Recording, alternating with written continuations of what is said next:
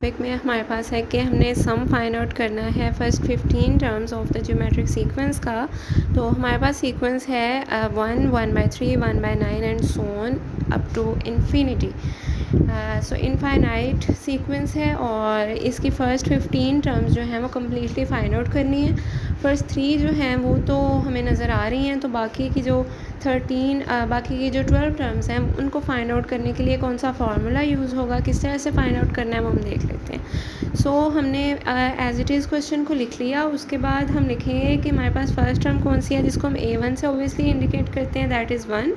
उसके बाद में R, that is the difference in geometric sequence. हमें पता है कि ज्योमेट्रिक सीक्वेंस में डिफरेंस फाइंड आउट किस तरह से करते हैं। एक तो उसको R से डेडिकेट करते हैं। फाइंड आउट कैसे करते हैं कि सेकंड टर्म को फर्स्ट टर्म को सेकंड टर्म से डिवाइड कर देते हैं। जैसे यहाँ पे सेकंड टर्म थी 1/3, तो इसको फर्स्ट टर्म से डिवाइड कर दिया, दैट इज़ 1, और इवेंचुअली इक्वल आ गया 1/3 के। सो डिफरेंस आप किसी भी दो जो कंसेक्यूटिव टर्म्स हैं जो कि साथ साथ आ रही हैं उनको इसी तरह से आप यूज़ करके फाइंड आउट कर सकते हैं। कोई भी दो नंबर्स आप उठा रहे हैं, जैसे 1/9/1/3 अगर करें आप, तो फिर भी 1/3 ही आएगा। तो इस तरह से आप कॉमन डिफरेंस निकाल सकते हैं। और n जो कि तादाद है हमारे पास जो हमने फाइंड आउट करनी है वो भी हमें दे दी गई है क्वेश्चन में, दैट इज़ 15। सो अब बेसिकली हमने फार्मूला क्या यूज़ करना है वो है यहाँ पे Sn = a/1 - r⁻n/1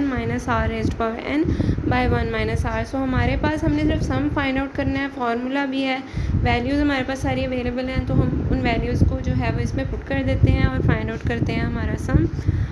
सो n की वैल्यू है 15 और A1 था हमारे पास 1, हमने उसकी वैल्यू पुट कर ली इंटू 1 - r की वैल्यू हमने पुट की और उसकी पावर में अगेन n आ रहा था, तो n की वैल्यू 15 थी, वो हमने लिख दिया। और डिवाइडेड बाय अगेन 1 माइनस जो r था, डिफरेंस था वो 1/3 था, वो फिर से हमने लिख दिया। उसके बाद अगले स्टेप में इक्वालिटी का साइन लगाया, 1 को अंदर मल्टीप्लाई करेंगे तो वही चीज़ आ जाएगी दोबारा से। तो 1 - 1/3 और डिवाइडेड बाय एलसीएम लेने से 2/3 जो है वो आ गया। अब अगले स्टेप में हमने क्या करना है कि डिवाइडेड बाय, उसके नीचे भी डिवाइड हो रहा है, तो अगर हम 2/3 को ऊपर लेके जाएंगे तो वो 3/2 हो जाएगा। ठीक है, ये हमने पढ़ा हुआ है कि इस तरह की कंडीशन में जो डिवीज़न होती है वो उल्ट हो जाती है। तो अगर नीचे 2/3 आ रहा था तो ऊपर जाके 3/2 हो जाएगा, इंटू 1 - 1/3 ऐसे ही। और अगले स्टेप में इक्वालिटी का साइन लगाएंगे, 3/2 इंटू 1 माइनस, अब 3 की पावर 15 कैलकुलेट करें तो जो यहाँ पे लिखा हुआ है वो आ जाता है, दैट इज़ 143489007। सो 3⁻15 जो है वह इसके इक्वल होता है। उसके बाद में अगले स्टेप में हमने क्या किया है कि 3/2 एज इट इज़ ही, और जो ब्रैकेट्स के इनसाइड आ रहा था उसमें हमने जस्ट सिंपली एलसीएम ले लिया, जैसे हम 8th-9th क्लास में लेते होते थे। एलसीएम तो सबको लेना आता होगा, तो एलसीएम हमने ले लेना है।